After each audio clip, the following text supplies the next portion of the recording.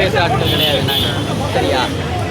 தெளிவாக கேள்விகளை எடுத்து முன்வைக்கிறோம். நாங்கள் முன்னெடுத்து வைக்கும்போது சிஎம் சார் உங்களுக்கு எதுனா என்னோடய வீட்டுக்கு நான் உங்கள் வீட்டில் இருப்பேன், நான் ஆஃபீஸில் இருப்பேன்னு சொல்ல மாதிரி ஸ்கிரிப்ட் பேப்பரில் பார்த்து பேசுகிறேன்.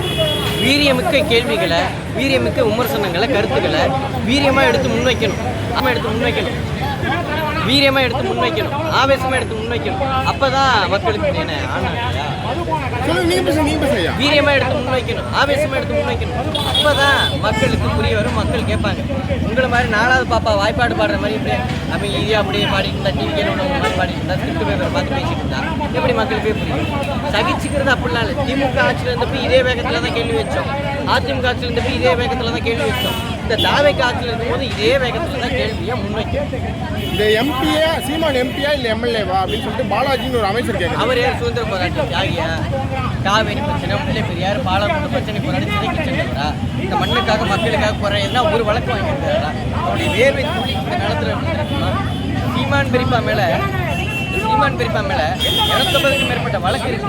ஆனால் இவர் மேலே ஒரு வழக்கு இருக்குமா மக்களுக்காக போராடி? சீமான் தான் முதல்ல யாருன்னு கேட்கல. இவர் தொகுதியில் போயிட்டு இவரோட பேர் கேட்டு இவரை முதல்ல தெரியும். இவர் தொகுதியில் இவரை முதல்ல போயிட்டு நீங்கள் யாருன்னு கேட்டால் முதல்ல தெரியுமா அவருக்கு? இன்னைக்கு வேணா இங்கே பாருங்க, சுற்றி 200 பேர் நிற்பாங்க. இவங்கள்ட்ட போயிட்டு கைத்தறித்துறை அமைச்சருடைய பேரை சொல்லுங்கன்னு கேட்டா தெரியாது. ChatGPT கூகுளில் சர்ச் பண்ணி பார்த்தா எனக்கே தெரியாது. ஆமாம், உங்களுக்கே தெரியாது. ஆனால் இவர் சொல்கிறாரு சீமான்னா யாரு? இவர் ஒரு 10வது, அதாவது 2010-12 அப்போ ஒரு பால்வாடி போயிட்டு இருப்பாரா, அப்படின்னா ஒரு 5வது படிச்சுட்டு இருப்பாரா? அந்த காலகட்டத்தில் என்னுடைய மீனவனை அடித்தால் சிங்கள மாணவனை அடிப்பேன் சொன்னதுக்காக பெரியப்பா சீமானவர்கள் கைது செய்யப்பட்டாங்க தேசிய பாதுகாப்பு சட்டத்தில். அப்போ இவர் ஸ்கூல் படிச்சுட்டு இருந்திருப்பார். பெரியப்பா சீமானவர்கள் உள்ள ஹெட்மாஸ்டர் ஸ்டூடெண்ட், அவர் படித்த ஸ்கூலில் பெரியப்பா சீமானவர்கள் ஹெட்மாஸ்டர். ஆனால் விஜய் வந்து என்ன சொன்னாங்கன்னா, நான் அம்மையா ஜெயலலிதா அவர்களுக்கு அணிலா பாடுபடுவேன் அப்படின்னு சொன்னாங்க.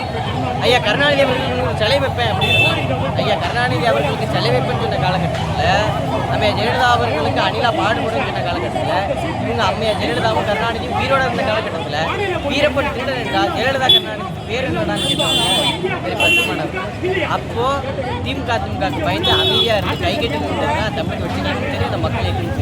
அந்த மக்கள் இயக்கத்தில் சாதாரண ஒரு உறுப்பினர் போஸ்டர் ஒட்டக்கூடிய ஒரு உறுப்பினர் ஒரு மாவட்ட அவரை பேசுகிறேன். இது நம்ம பெருசான ஆணவங்கிறது செருப்பு மாதிரி நான் தலையில் தூக்கி வச்சுட்டு ஆடக்கூடாது. அதே வசனம் அவர் ஜனநாயகன் பார்க்க 2வது வாட்டி போயிருக்காரு, போராடிட்டு இருக்காங்க மக்கள் தான். ஜனநாயகம் இல்லை, அண்ணன் விஜயன் என்பவர் இன்னொரு ஸ்டாலின் என்பவர் இன்னொரு விஜய், அவ்வளோதான். ஏன்னா இப்போ தூய்மை பணியாளர்கள் ஒரு பக்கம் போராடிக்கிட்டு இருக்காங்க. அப்போ போராடிட்டு இருக்கும்போது தூய்மை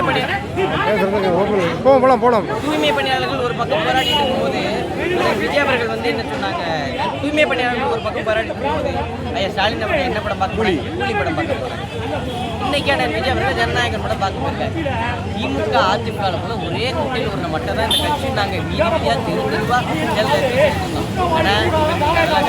ஆனால் இப்போ சொல்கிறாங்க சீமானுக்குனாலும் ஓட்டு போட்டு அனுப்பிச்சிருக்கீங்களா, நீங்கள் அமைதியாக இருக்கீங்க, சட்டமன்றத்தில் அதான் சொல்கிறேன்ல. விஜய் என்பவர் இன்னொரு ஸ்டாலின் அவருடைய மறுவுருவம். தாவேக்கா என்பது இன்னொரு திமுக அதிமுகவுடைய நீச்சு தான் தாவேக்காவுடைய ஆட்சி. கண்டிப்பாக.